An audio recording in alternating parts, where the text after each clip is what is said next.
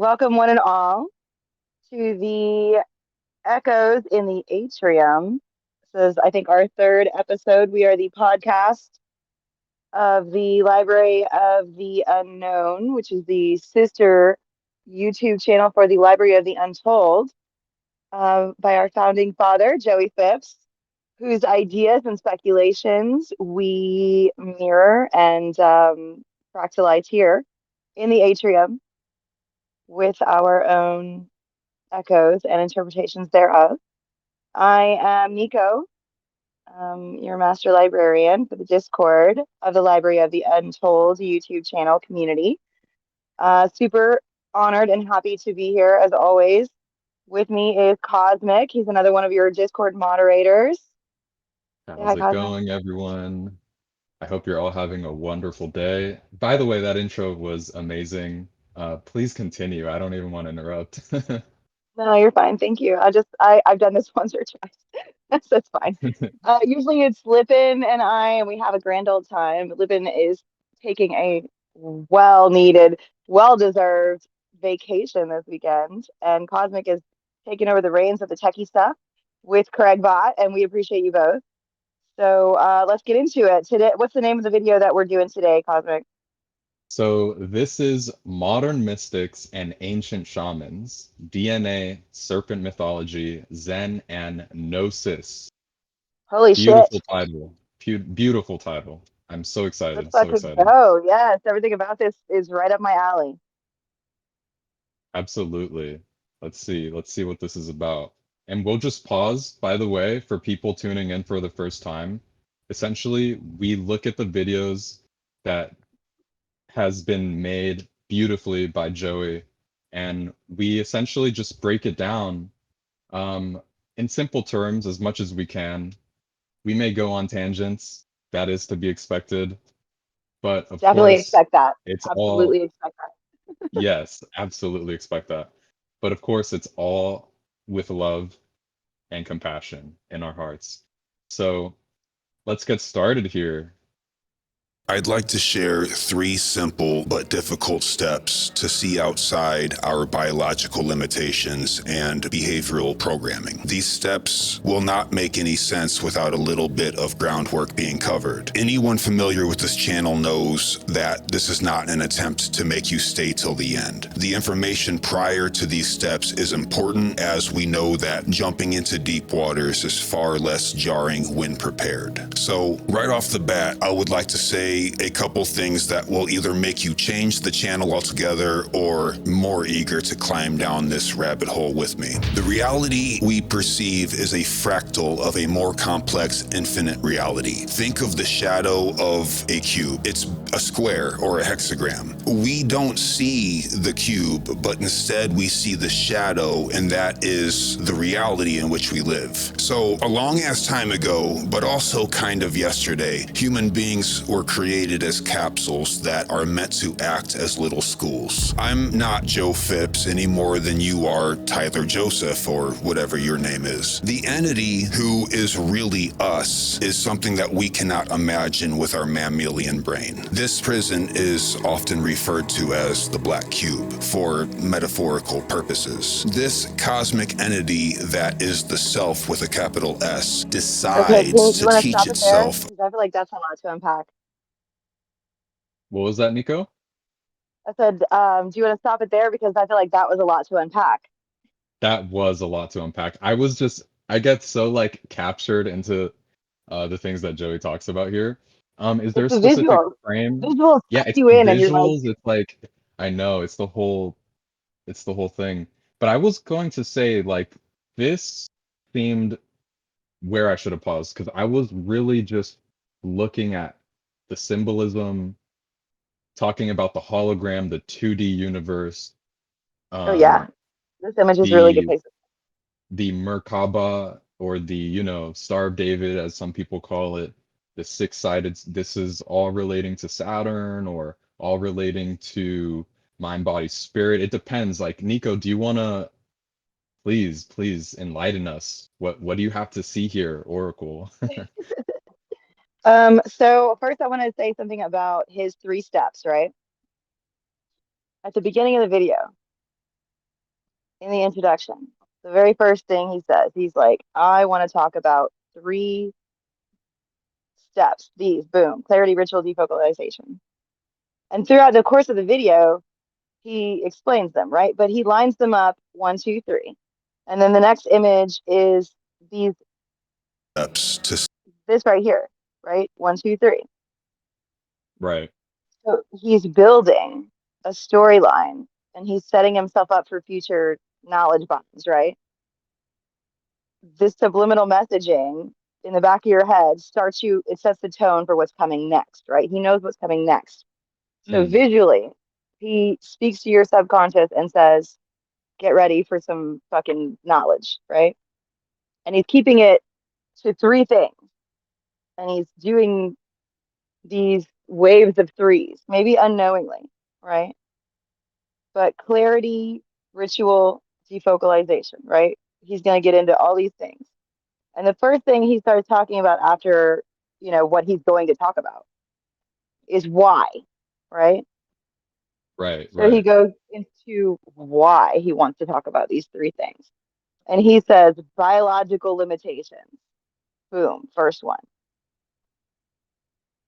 And biological limitations, and then your learned biases, right? So you got earth and air right there. Biological limitations being earth, learned air biases being air. And as then you have the shadow, right? He talks about the black cube immediately after that. And the black cube is water. And now you have your earth, your air, and your water. And it's Okay. all leading into, the more that's coming, right? But for a second, let's just talk about the biological limitations and what that means, and the shadow of the black cube and what that means, and the learned biases and how that affects us in quantum level. Does that make sense? Yeah, absolutely. Absolutely. Like when I watch the videos and Joey's information is just so densely packed in, I really wish he would break shit down more. You know what I mean? Like, let's spend a little time on that. But then he just moves on to the next thing because it all interconnects and he sees the big picture. But I'm like, but wait, detail oriented chick over here. You know? Right. Yeah, it definitely, that's why it draws you in so much, is because there's so much going on that it's literally like you're literally being taken on a journey, like through the mind, through the various, and as you said, there's these subconscious, um, these constructs of the subconscious that are literally arising as you're watching the video. And I've sat there and I've really just been like, I've sat there sometimes and memories and all these things just start to flood the mind as you're watching the video because it's speaking to a deeper part of you. So I Absolutely. have it paused here. I have it paused here on the 7 hermetic principles. I think this is actually a very reasonable area to be paused at, And I considering. remember in the video where he put that picture up, he said the word prepared, and it was like Hmm, boom, and it yes, hit me. I remember hearing that, and I was like, "Yep, that's exactly how you prepare for life, right there." yes, absolutely. Do you want to delve? Because I feel like when you talk about materialistic, or when you talk about the, and I don't mean materialistic like in the, how, I guess in the West, how it's understood is like what you can touch. Like if I picked up an object, it's what I can touch, what I can feel, what I can smell, like all the 5, I could lick it if I wanted to, right? Like it's exactly that. It's like what's in front of me. And Right, and it's how, scientific method approved, right? Anything scientific method approved is real in the West. yes, yes, and experimental design is part of psychology, it's part of science, it's how they, whenever they're looking at the materialistic, the naturalistic world, this is how they relate to it. So break it down for us, Nico. Like as far as The the principles? 7 hermetic principles, Oh shit. yes. Okay. I feel like All right. this relates And the reason I feel like this, he started with this, I know he didn't directly inference it, but how it relates to DNA, how connected is DNA in in the um in the sphere of mysticism in general, would you say? What would I say? I would say DNA is coding, right? And it's about the etheric resonance, I guess you would call it, but unless you know what Hmm, these words mean, it sounds weird to you. So let's get to that. But first, let me go over the Hermetic principles really quickly, so that you understand how your reality works and how to work it, right? absolutely, please, please. Okay, so the universe is mental. The all is mind. And what that means is it's mentally operated. Like in Black Panther, when the captain was piloting the Black Panther ship, right? She was meditating. That's how she flew the ship. It was biometrically connected to her, and she was telepathically piloting the ship, right? That's that's how you operate your body, Right, or all of even your in the body. movie Avatar, when the avatars would climb on, I can't remember, those giant like flying uh creatures, they would interlink with it by using their tails. Yes, So it's like the which central nervous system, the mind, which was mentalism. like visually it was like a Ethernet cord, right? Whereas like the Black Yes, Panther would have been Wi-Fi. absolutely. Does that make sense? So the all is mind, and that's only one layer of this concept. Okay, this concept is huge, right? Everything is entangled. Quantum entanglement is a thing because the photon itself is in everything, underneath everything, and it actually is light, but it's covered in darkness because they all come together, right? All the atoms come together, and then you have ionic bonds, and then you have matter, right? And matter is dense comparatively to spiritual things, right? But matter is no different in nature than etheric or mental realm or emotional realm densities. The density level is different. It's the same scale. They're just different Right, sides. because at a certain level, it's all energy. It's all energy. Matter is just really, really dense. Energy. Yes. Right. That's it. It's just thick. You could I don't know, it's just thicker. I don't know how to tell you. The That's the frequency is and that's the principle of mentalism. Honestly, in a but like nutshell. the the the frequency is much lower. You know what I mean? That's it. It's everything is slow down here. It's just slow growth. The ox. That's where we're at. But you exist. You're the observer. You're not the body, right? The body is a vessel for consciousness. There's one consciousness, right? That we're all a part of. Concerning us, anyway. There's one consciousness. I have a very, I feel like it, just real quick, could you explain who came up with the seven hermetic principles? Was it a Oh, person? Was it an it was archetype? Was it it was um a deity? it was Who was God. it? These are the principles recorded by the followers of Thoth, the Atlantean in Egypt. Fascinating, fascinating. Okay, I don't want to get too much. I already know like that door was presented and we could go down that hallway, but Oh, I don't just get me kind of started want to on. say, I know, Atlantis and the Atlanteans like in Thoth. It's just from the But previous cycle. yeah, so what in terms of like if you notice also within the seven hermetic principles, you kind of get the idea of a pendulum swinging. Like that's how I like to visualize it in Well, terms they all of work together. They're all they all work interconnected. together. Just Yeah, like the and it's chakras kind of going up like the whole it's kind of cyclic in the sense that you see a it's on one side and then it goes to the other side and so like the Atlanteans were definitely on this the pendulum swing of spirituality and it kind of makes Well, they just sense. they were just in the golden age, right? Golden age, meaning of the Yuga cycles, right? So they had 100% Yeah, of their the Kali brain Yuga. usage. They had all four legs of a cow going on. Like it was beautiful. There was plenty. Everybody was telepathic. It was lovely. They could all get along and do whatever. There was no lying. There was no hiding anything. There was no darkness. It was all light, right? You couldn't, you know what I'm saying? And the Right, closer we right. get to Cali, the more darkness comes and overtakes, just like, the seasons, right? The closer you get to fall, the more darkness takes over the time of day, right?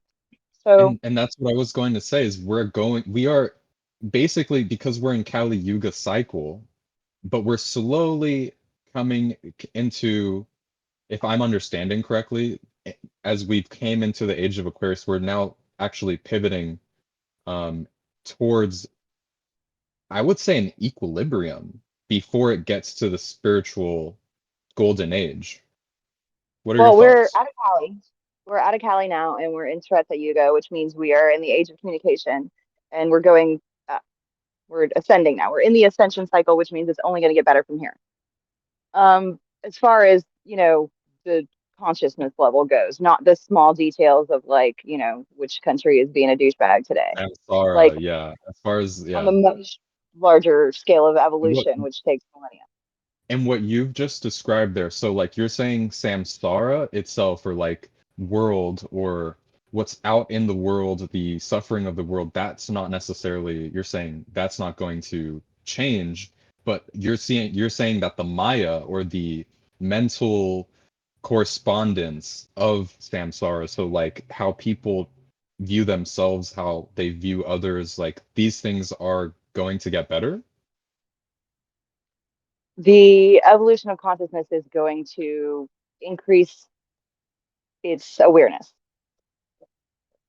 Okay, okay. Fully. And so, yeah, so the evolution of consciousness, and I know it might seem like we're getting off topic, but I feel like we're not, because consciousness, DNA, Gnosis, like all these things tie in so beautifully. So we It's just yeah, have to trust the process here. Like, it's uh, all inclusive, and I'm it's down. all But inclusive. Yes. right now, where we are is we're coming up, but it's fresh, right? Fresh out of Cali. So, in 150 years, we went from, horse and buggy to rocket ships and, sending back pictures from Saturn. You know what I mean? Like we're Right. only going to increase in awareness, and it's only going to, help that we're doing it together now and we can communicate across the globe. That's only going to make it happen faster, right? It's going to happen. There's no avoiding it now. We're going up. Um, which is great because we were at the very bottom and there's really not much beneath that. So get Well, back I to was going Gaia. to say, as the pendulum has swung, we were actually,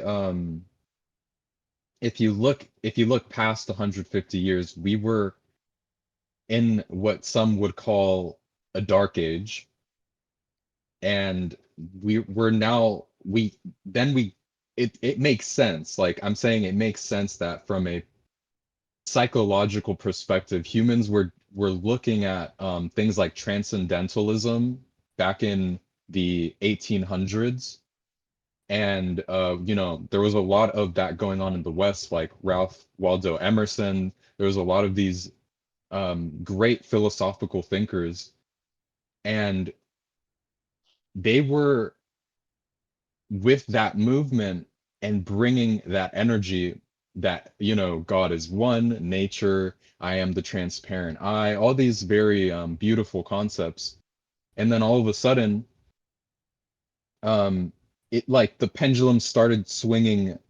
even even then the pendulum started to swing towards more materialistic, like, the Industrial Revolution. People wanted more things in front of them.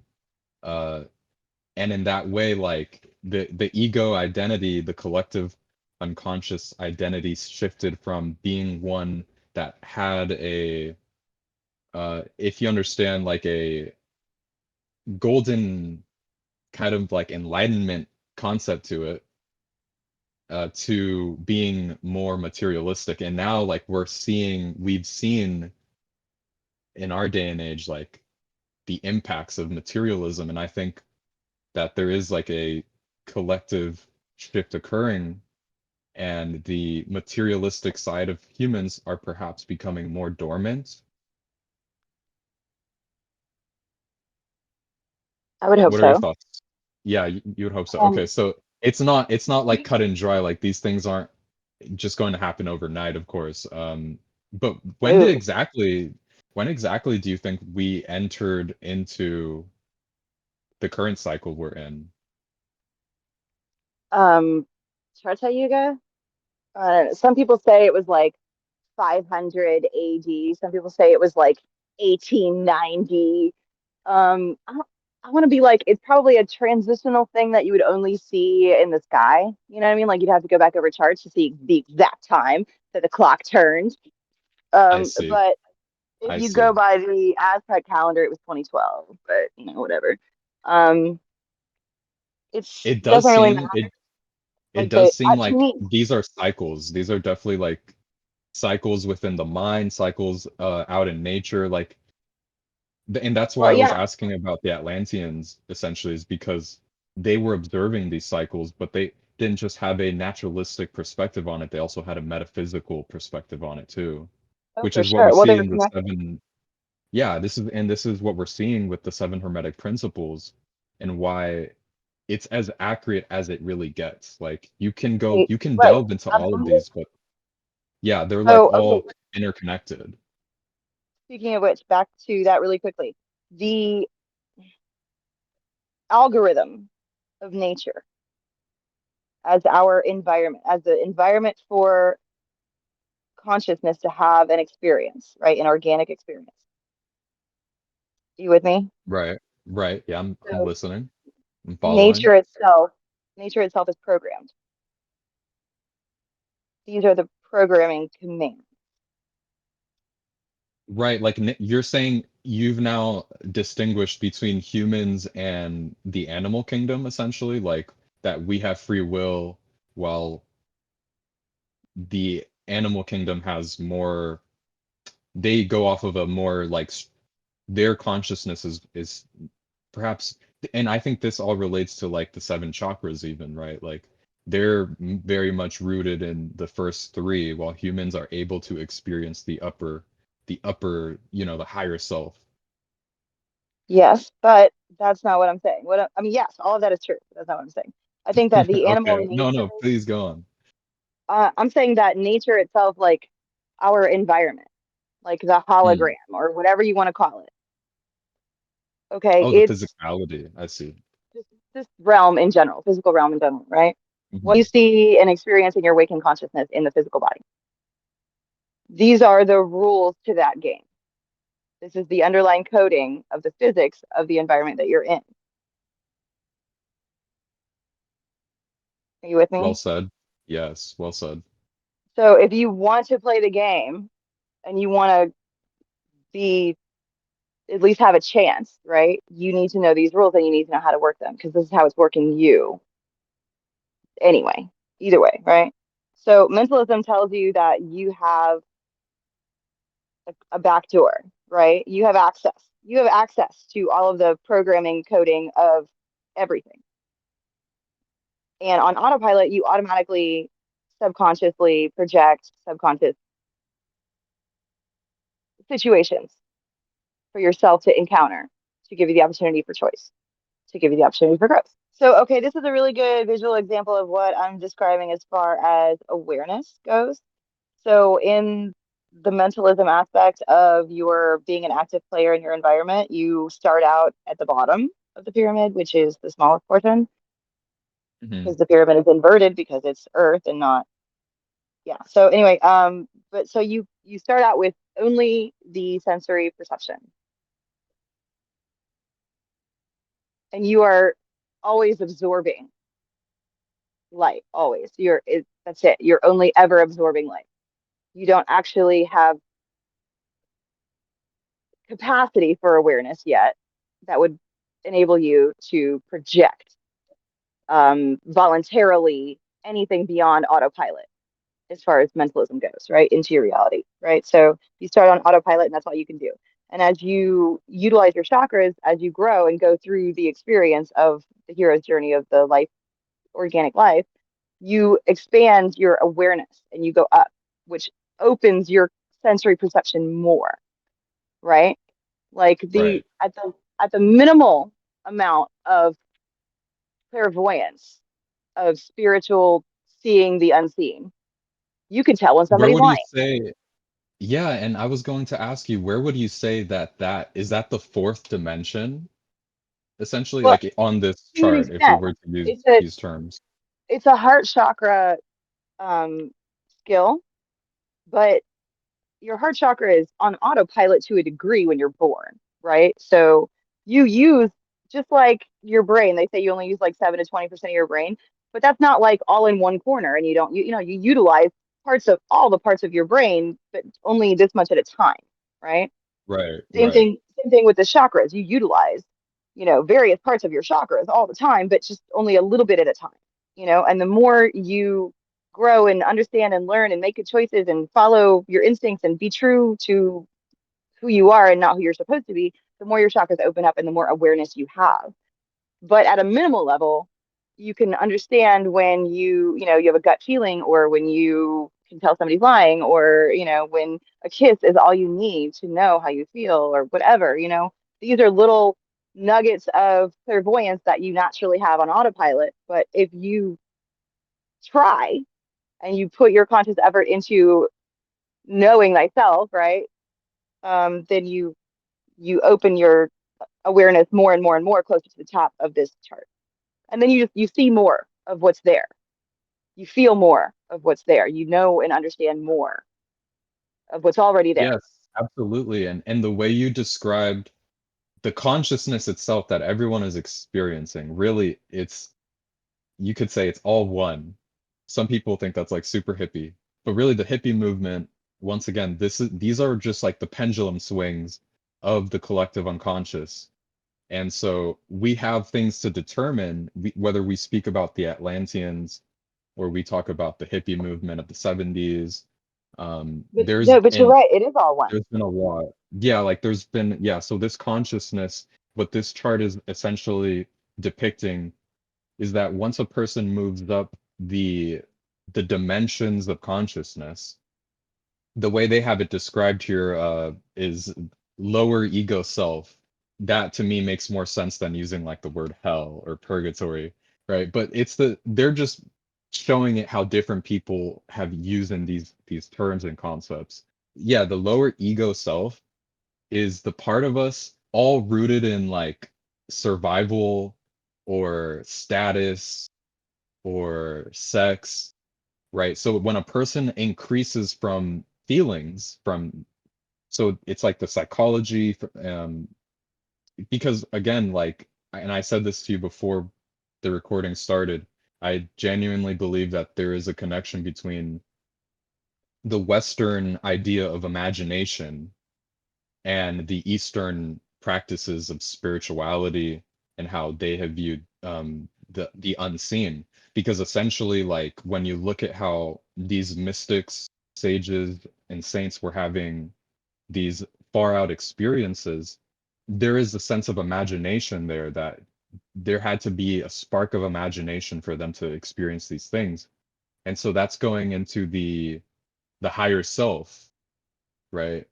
And that's essentially what the going back to the Hermetic principles, that's essentially what we're seeing here, described in a conceptualized manner where we can see, okay, the principle of mentalism, the principle of correspondence, vibration, polarity, rhythm, cause and effect, and gender. But again, this is actually still only the tip of the iceberg. When you speak about the I am presence, when you speak about enlightenment, when you talk about those far out 12th dimension, the absolute self, as they call it here on this chart, when a person has experienced that, they go beyond. I mean, look at the difference between the lower ego self and the absolute self. And when a person is like skyrocketed, essentially, like they get catapulted to the 12th dimension or they get catapulted into their absolute self, then they see beyond the seven hermetic principles. Or I would say they see the other side of the seven hermetic principles. But yeah, I get what you're I saying. like that. Yeah. Yeah, that's Well, okay, beautiful. so the physical waking state is the realm of effects. Spiritual realms are the realms of cause. So, in order for growth to occur, you have to create causes in the realm of cause, right? That's Yes. that's where mentalism Yeah. comes in, and correspondence, you know, plays a hand there. But essentially, when you're using your Western imagination, you are creating information instead of receiving information or absorbing information. When you're in your waking state, you're absorbing information always. When you're in your dreaming state, you're creating information. But when you go into the dream state, you are either in the temporal group mind, which is the, collective unconscious, which is shared, right? Online gameplay, right? You're going to run into all kind of people playing from all over the world, and you're all creating instead of receiving information here to process it, right? To balance. And that's what your Right. eyes and Right. does. It's what your third eye is for. On autopilot, that's what your third eye does. It balances your time between creating light and absorbing light. Yeah. So the vibration aspect tells you everything you're going to encounter is in movement. It's all energy and it's moving all the time, constantly. Even your body, everything that you're looking at is constantly moving. Otherwise, you would not be able to fucking see it or touch it if it wasn't moving, right? Because you are the observer. You are not the body. The observer is Well, inhabiting I the also body. want to just add to that. I don't mean to cut you off, but as far as the observer, um, the mind, like the reason why, like I find it fascinating, so fascinating that the principle of mentalism, it says that the all is mind, and then it says the universe is mental. What I find particularly interesting is the way our five senses, we are so closely identified with them that we believe that the external around us is in fact around us, when in actuality it's more like it's being projected through the mind from within us outwardly.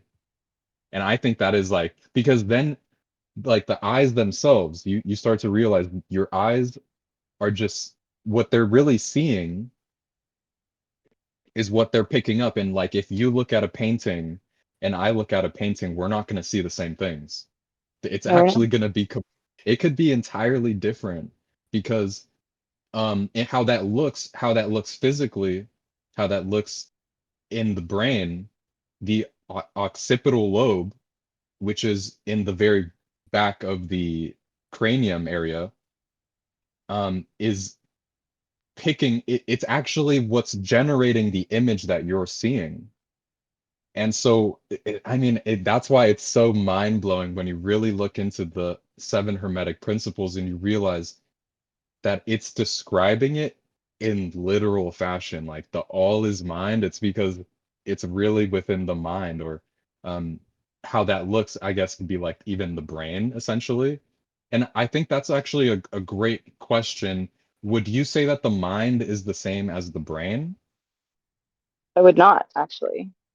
Oh, can you break that down for us, just to shed some light on this, Um, because I've wondered this myself. I would say the brain belongs to the body, and it's a really nice computer, organic computer to have. Thank you. But it's not the mind. The mind is what inhabits the brain. Does that make sense? Your white matter in your brain is your limbic system, and your limbic system houses the mind in the body. Um, I wouldn't say that's where the soul lives. I would say that's where the mind kind of lingers, and that's the observation point, right? Okay, okay, But okay. also So the yeah, continue. but Sorry. also you have the etheric body, which is like your um, invisible force field around your body. Right. Is the best way I could put it. It's Right. essentially it's an invisible force field around your Like you're physical talking body. about that the electromagnetism that some people they have charts describing it. It's also like a toroidal shape that goes from the crown chakra or the top of the head inward back into the I believe it's the Muladhara chakra, the root chakra, Uh, I am talking about that energy, but that's not that energy field.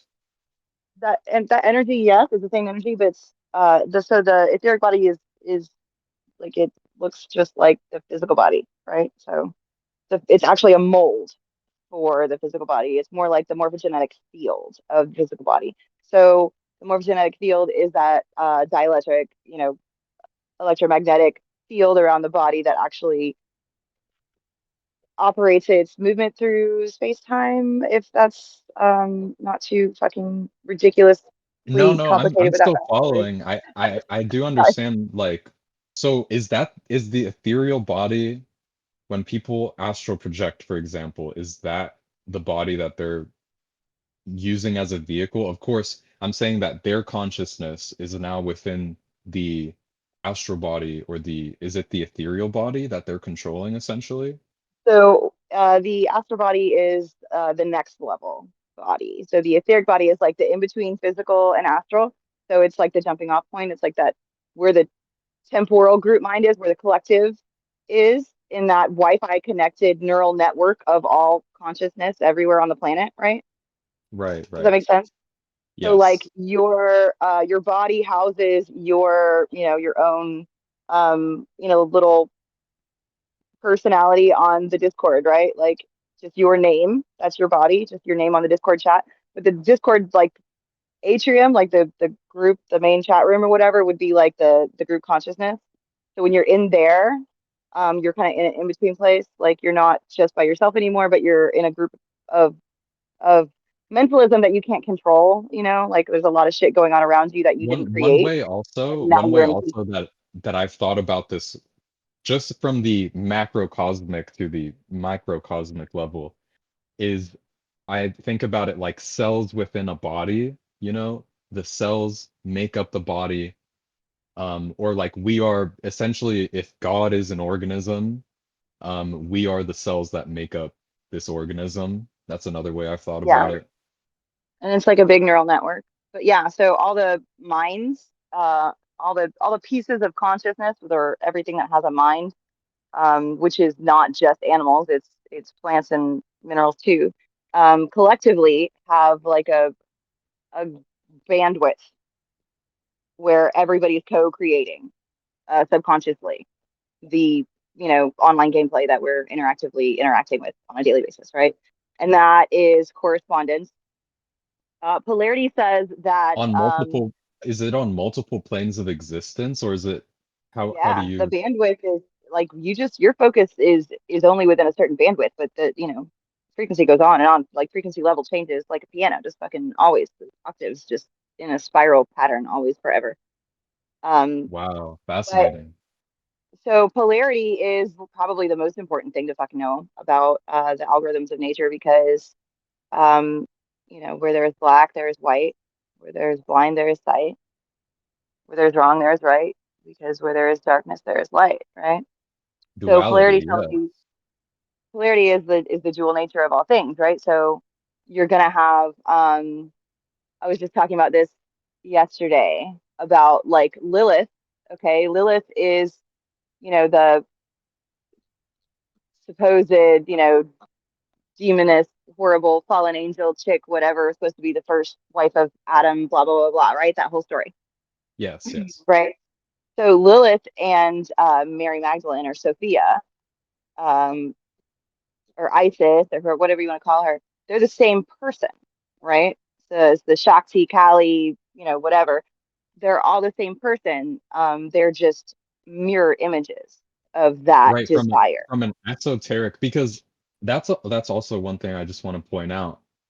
What you did there for people that perhaps are not entirely aware, when a person looks at the exoteric, so on the surface level, when they look at the exoteric of something, a lot of times what I've noticed is people make interpretations on the exoteric level, and there's nothing wrong with that. But as soon as you look at the esoteric, which is below the surface, it's what's like when you go deep into the iceberg, what you see is essentially like the hidden meaning behind the what's what's really being said. And so a lot of these Carl Jung especially talks about the archetypes. That's like his beautiful magnum opus is the archetypes and the collective unconscious.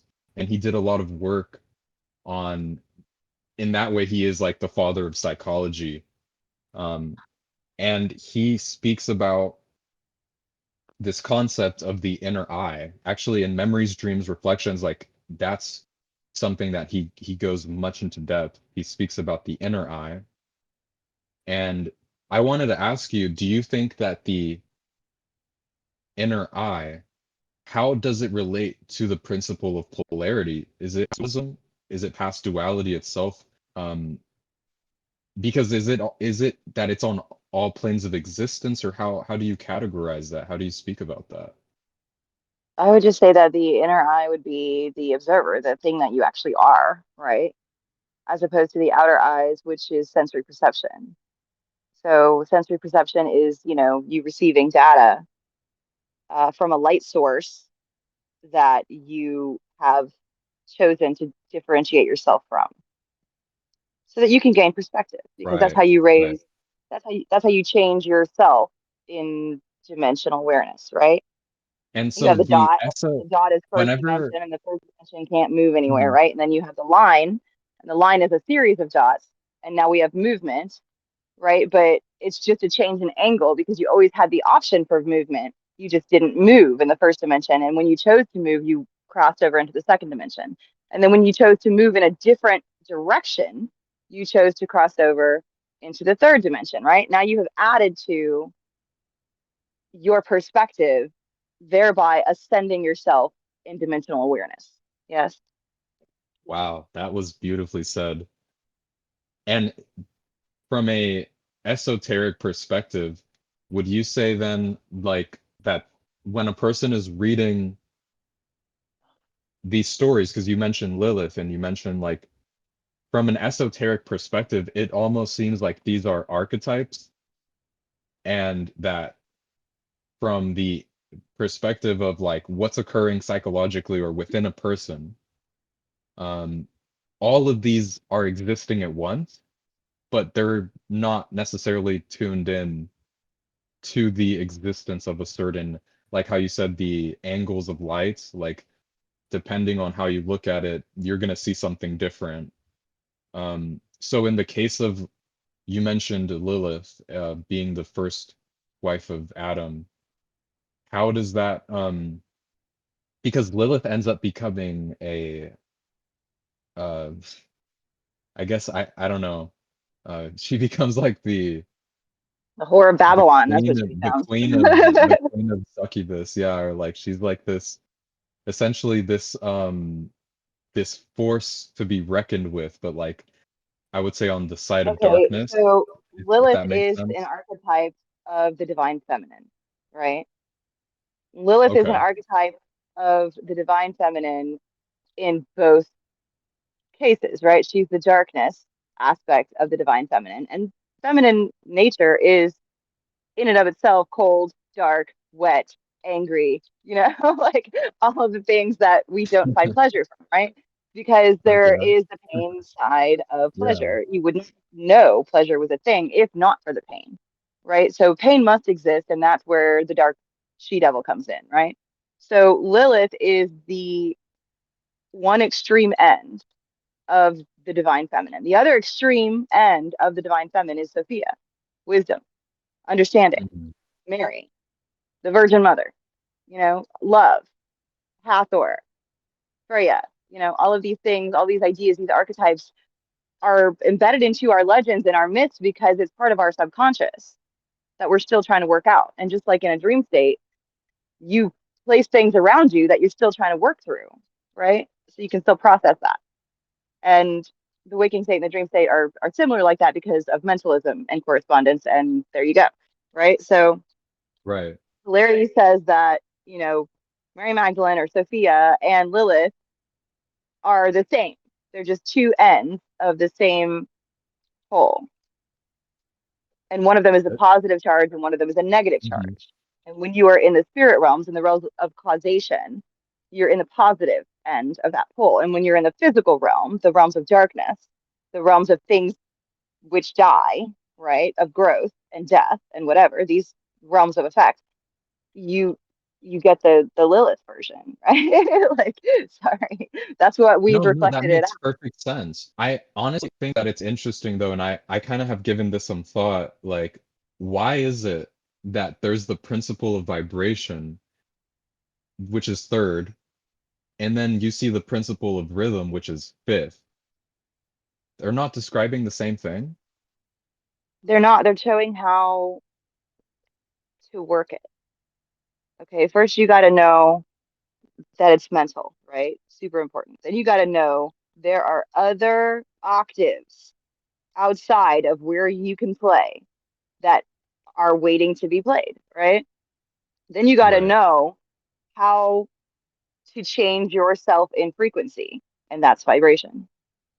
Then you got to know where the fuck you're going and where the fuck you've been, and that's polarity.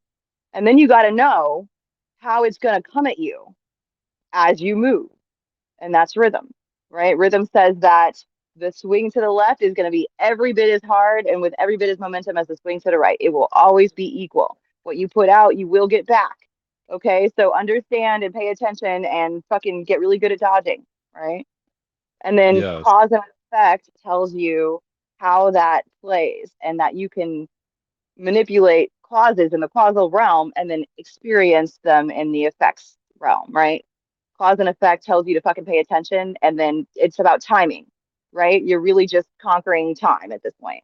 You're planting seeds and fucking watering that shit. And gender tells you about charge, about positive and negative charge, about, the yin yang system.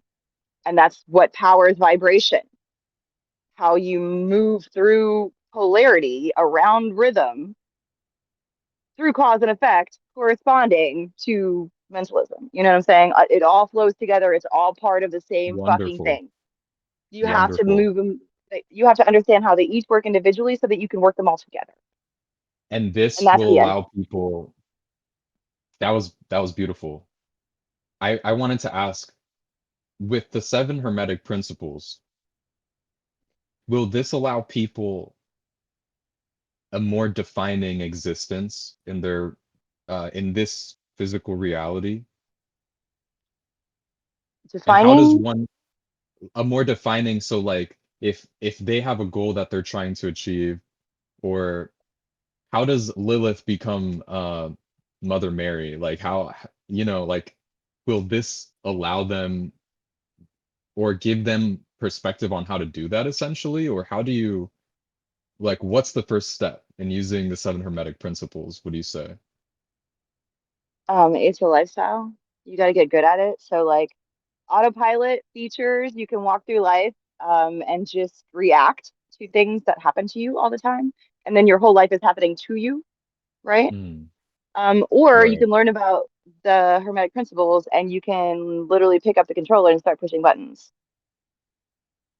And this is you actively making life happen instead of reacting to life set on autopilot. Your story mode. Yeah, absolutely. I have seen the effects from using these principles in my own life, and like when a person just, and it could just start like building momentum, getting that pendulum swing, and one from one side, maybe like a person is too much in materialism, and then they're trying to push the pendulum swing towards a more balanced, like towards spirituality, but trying to be more balanced overall. It's about those, because a person can't really break habits, but they can change a habit. You can change that energy, that vibration from one state of polarity to the other state of polarity. in this way, a person can begin to change themselves inwardly, and then as a result, that's when things start to happen around them.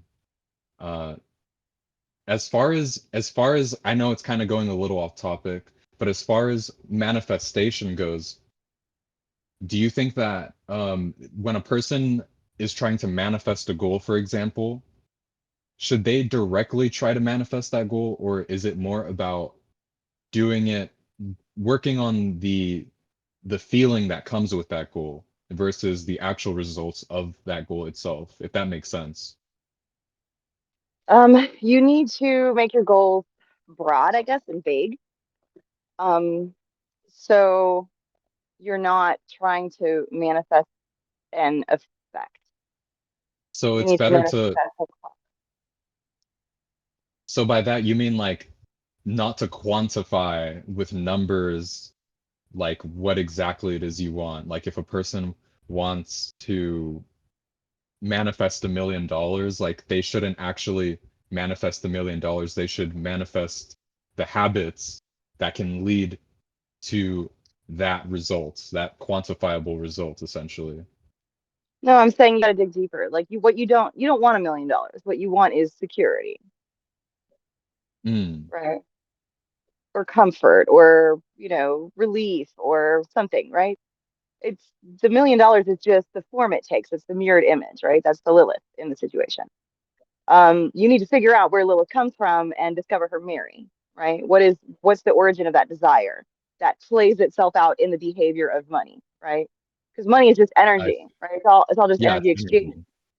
Right, So you need this energy exchange, but that's not how magic works, baby. You got to give something up if you want to get something back, right? It's an right. offering. The offering Principle, comes first. You polarity, must make the offering rhythm. to the right. That's the Beautifully said. self-sacrifice. I really hope that the people listening to this are able to take these nuggets of wisdom. Like these are serious nuggets of wisdom. You're really dropping game for everybody right we now. we are really dropping game, but we're also Yes, but dropping I'm way the fuck out of I'm context. honored. I'm like I said, I'm honored to be here. And it's amazing hearing you go into such detail.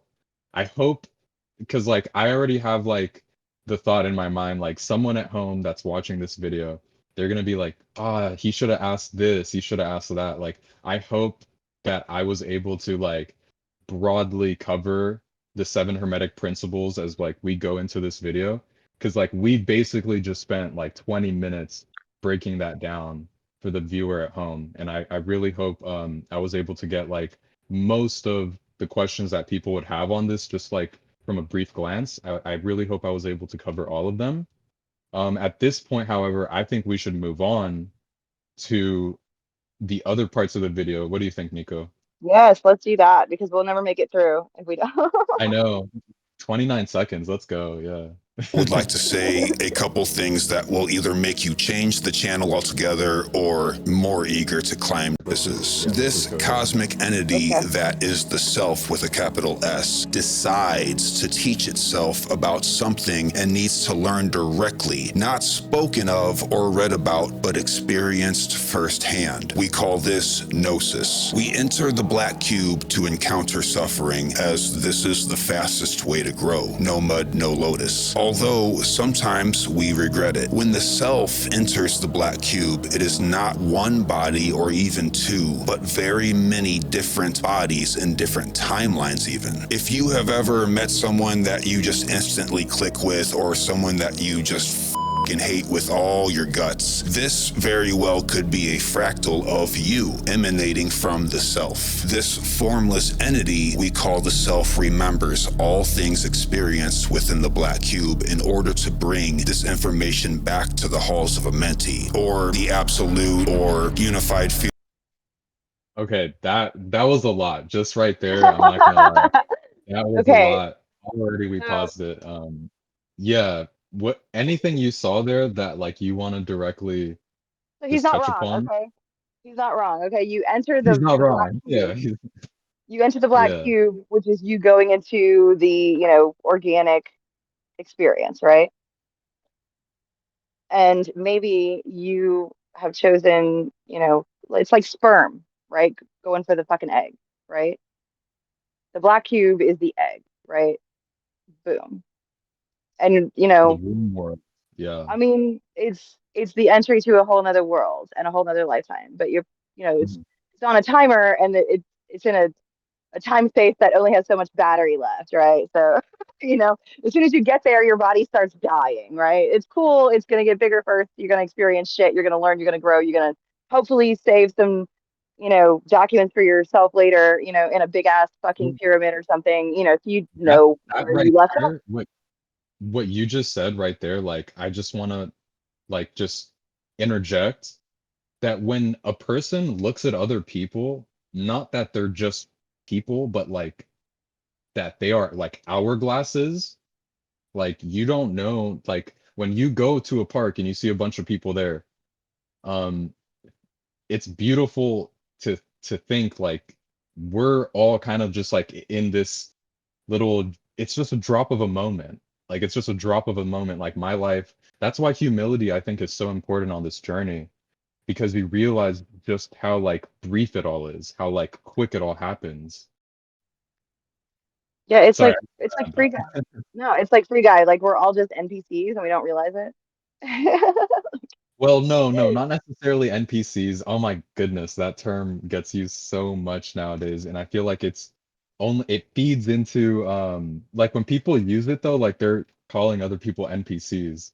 And No, I I'm just just want to saying, say, like, as far as like we're all connected in a network, and we're all linked up yeah, to the yeah. same main I knew how server. you meant it, but it just reminded me because I see so much of that and I'm like, wow, like it's crazy how people who are a lot of these people who like feed into that, they're feeding the materialistic ego by pointing out the spiritualism of other people as like a fallacy or something. And I think like how I don't know, it's so backwards to me. I don't know because it's well, it is like it's the polarity again, right? We were just talking about polarity and how the materialistic person they'll think that like that the person that looks at spiritualism, the types of topics we're talking about, like they'll think that it's fantasy. But once again, like fantasy, or I'm sorry, fantasy isn't necessarily what we're talking about, but like that imagination connects to spirituality in ways that we're starting to realize, it's not necessarily like our imagination is more real than we give it credit for, like that's what we're realizing, that what we're Thoughts are manifesting. things. What was that? I said thoughts are things. Yeah, thoughts are things That's the somewhere. thing, yes. And that's really why it's so powerful to think this way too, is like everything you see around you, it started like if we're talking about furniture or just being in a house, like everything around you started as a thought in someone's mind, whether it's like looking at a light bulb and there's electricity, or looking, what I'm really just saying is exactly what you just said, like thoughts are things, and looking at it that way makes you realize that there's a depth to that, just that profound little like nugget of wisdom that you just like threw out there so casually, but that is huge. That is huge. um Well, okay, so we're in the realm of effects, right? yeah, yeah. Thoughts live in the realm of cause. And when he's talking about that people have like they meet someone that maybe rubs them the wrong way, or like somehow this person is able to push buttons that I didn't even know I had, like, and you have to wonder like why is that person, because they didn't just appear out of nowhere, like they also have their own life and they have their own story, and uh they just appeared at that moment in time, and they're part of the self. They're also part of the self. And when you look at it that way, you recognize them as being part of something in which you are. And now it's like it's a different feeling, because now it's not just me versus them. Now it's I see that where I come from, what I am is also what you are. Like you get what I'm saying? It's very trippy. Very trippy. So I think that the things that I don't like in other people are things that I don't like in myself, and I don't like the reflection of it. in that Mm, manner. Like it's just distasteful for me because everything that I'm looking at or encountering is a reflection of something of my subconscious, right? So this is how I need it to be presented to me. So this is how it presents itself to me in the realm of effects, right? So what I don't like about other people is things that I don't like in myself, and things that I like in other people are things that I like in myself. Like I favor, like I have a favorite shadow or a favorite kid or a favorite, interaction or whatever. Like mm, I generally lean yeah, toward pleasant interactions with pleasant energies that I created. And then I generally am opposed to, opposing energies that I created. You know what I mean? Like if right. you look at it that way, it's all about perspective anyway. Like at the end of the day, there's one consciousness. So like we can either work together or we can fight each other, but we all have the same goal, right? Like whatever. When we're talking about what we like about other people, what we don't like about other people, and it's like almost like an internal reflection of what we like about ourselves or what we don't like about ourselves.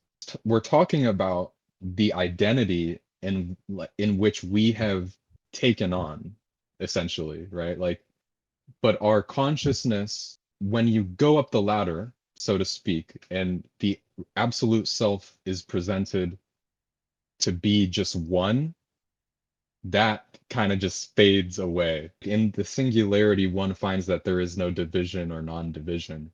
And in the Avadhuta Gita of Dattatreya, Dattatreya speaks about this, that the mind and the body um, don't exist. Because from his self-realized perspective, he's come to understand that in the absolute self, there is no this division of I like this or I don't like this.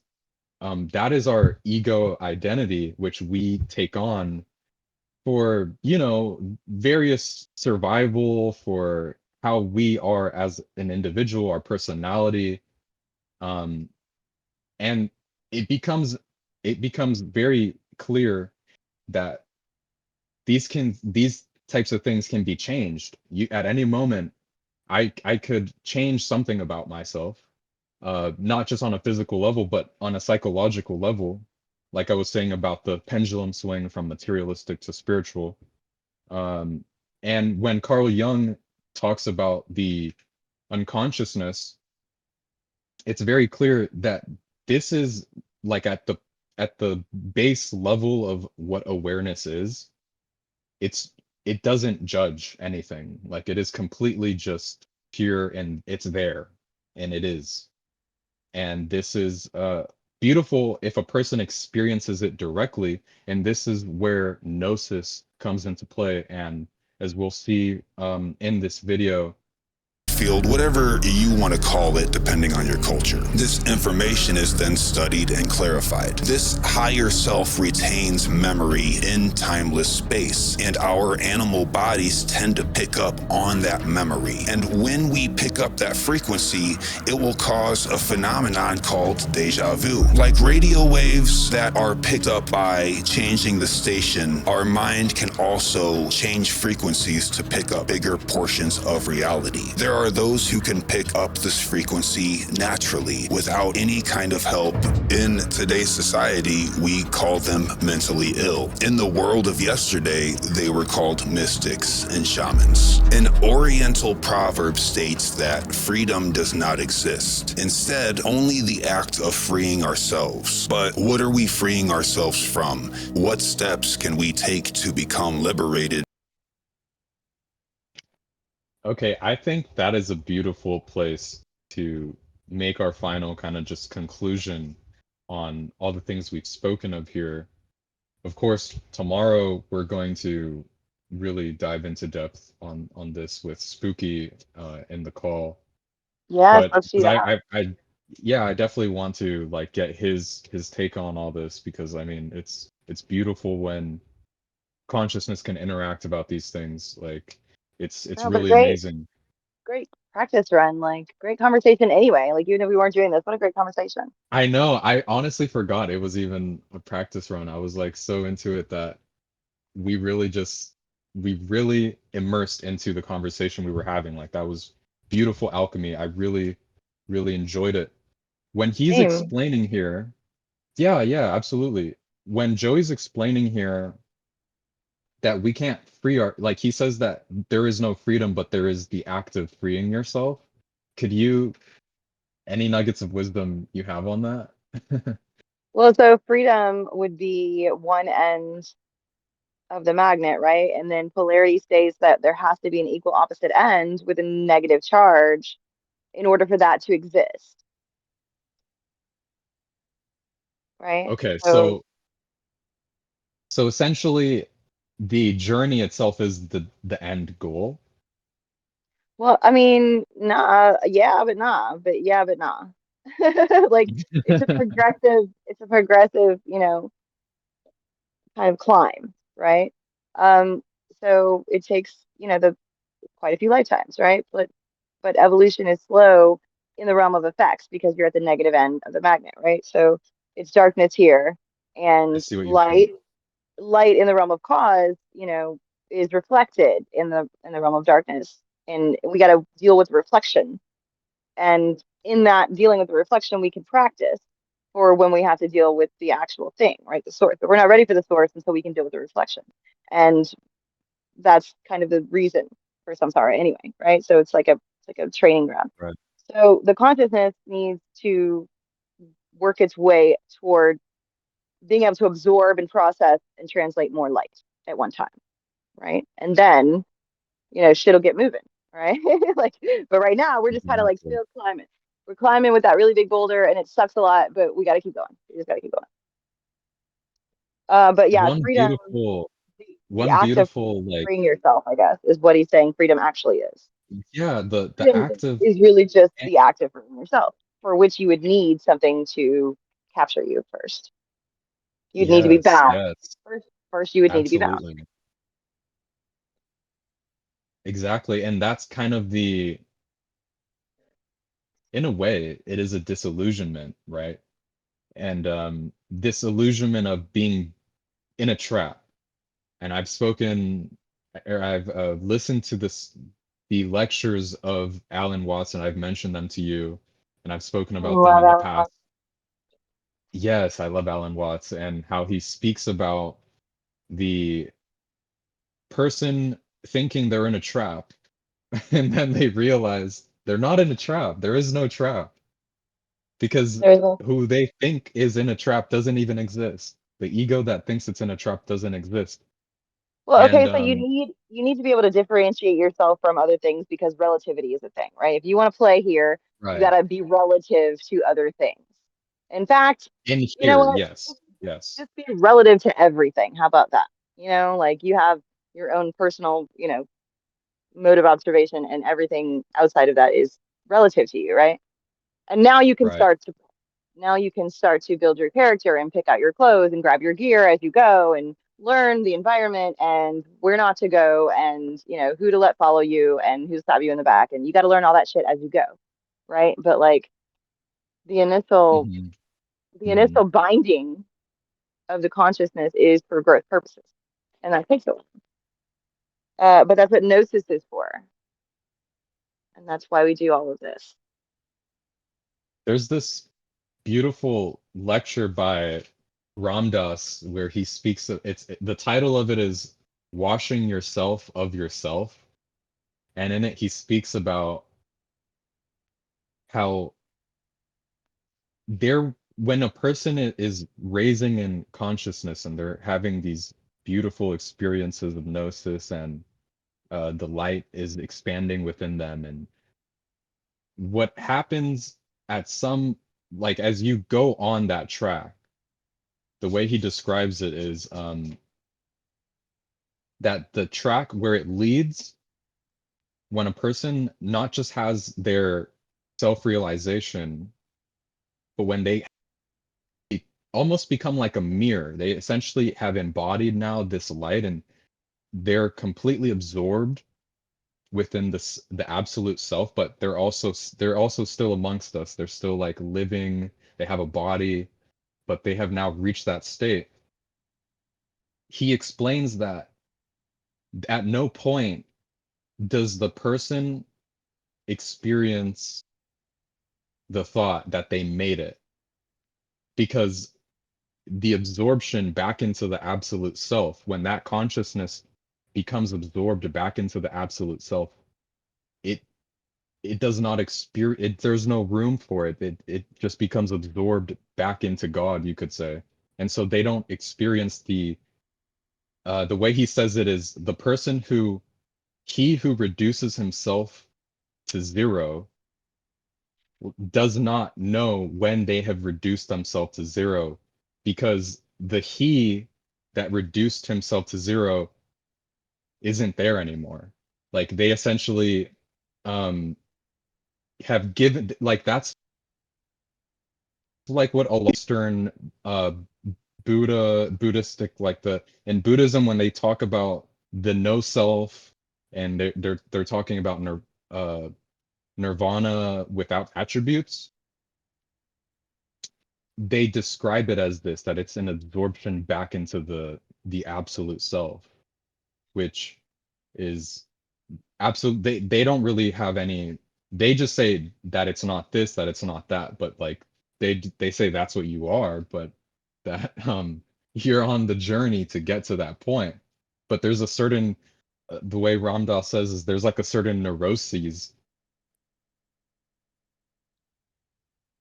process, because is also kind of like putting one foot down. They don't want to entirely go into the self as soon as possible. Like they do want to enjoy life. They do want to experience from their identity pleasure and the pain and the happiness and the sadness. But they also see that where they're going, none of this matters in that sense. Like where you go, when you become absorbed, not in a, I'm not saying that like in like a nihilistic sense. I'm saying that in a sense that like when a person becomes, they take on kind of like a lightheartedness, because like they realize it's not so serious anymore. Like it's where I just have to essentially, it doesn't matter what I pick up along the way, what I take with me to that self-realization are the things that I needed to pick up along the way. And now it's not a matter of like this person doesn't think what I think and so they're wrong, or like it's none of that anymore. Now it's like, okay, this is between me and myself. It's me, myself, and I. It's always been this.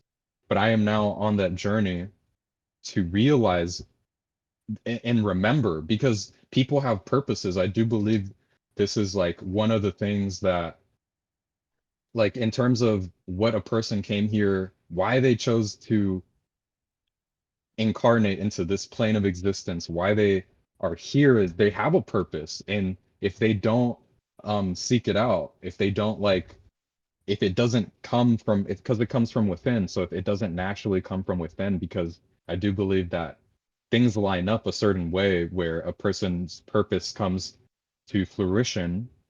And if that doesn't occur, it's like they have to come back and play the game again. Like that's like the whole point, is to before they can ascend into perhaps another plane of existence where that's gonna, with new levels, there are new devils, like whatever that is, that's what that is. But here it's like a person has to find their purpose. And I do believe the seven hermetic principles can help a person find their purpose, and that's where I'll leave that. Anything you want to add to that, Nico? It made me think of that poem. And did you get what you wanted from this life, even so? I did. And what did you want? To call myself beloved, to feel myself beloved on the earth. Hmm. That's beautiful. See, and that's the thing, is like when a person experiences the beloved, they want to behold the beloved. And this is another thing that I'll say before I kind of wrap it together nicely here. When a person experiences the beloved, they just want to behold it, because as soon as, like, they don't even want to go into it necessarily, they just want to behold it and be with the beloved, um and just kind of like look at it and be like, wow, this is amazing, this is beautiful. and that's an experience of Gnosis. Because as soon as they go into it, like it's all been said and done, the curtains close, and where they go is, I honestly believe it's a beautiful experience, and a person perhaps, or consciousness perhaps, is given a choice. I do, because I know bodhisattvas, these they're able to essentially like come back. They can come back and help other people along that journey to re-enter the absolute self. And Yeah. Joyce so Bourne. yeah, it's very beautiful in that way, that they're bringing people to the beloved, and to, people, I say people, but really I'm speaking about consciousness. They're bringing consciousness to the beloved so that they can then behold the beloved themselves.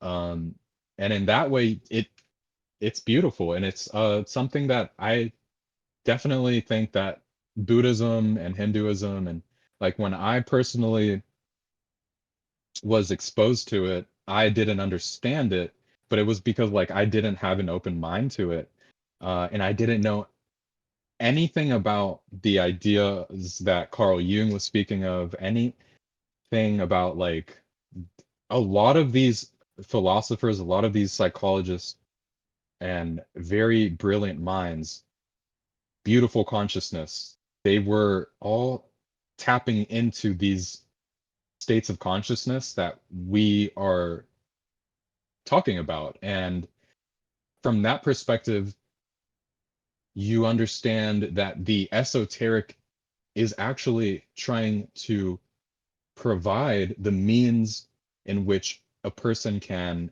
experience these beautiful revelations of divinity within their own lives. And at that point, it's not a matter of what this person said or what that person said. You can directly experience these things. You yourself have the consciousness to experience everything we're talking about. And you don't need to necessarily go to as Yeshua, or Jesus Christ, as some people know him, Yeshua HaMashiach said, the temple built without human hands. Like, you are the temple, it is within you. And it's very beautiful when you come to understand that and experience it. So I really hope everyone has a blessed day. And Nico, if there's anything else you want to add, please feel free. Yeah, no, thank you. Thank you for Thank hanging you out so and, much. and the great chat and the great content. And we love everything Zoe does. So we're gonna tear this apart some more. I don't know if we'll start from Absolutely. here, or you want to start back over with we get spooky or whatever. I'm good either way. But spooky is gonna add a lot to it, and I love it. So I can't wait for that. And we'll see you guys next time. Peace be with you all. Thank you so much. Thank you.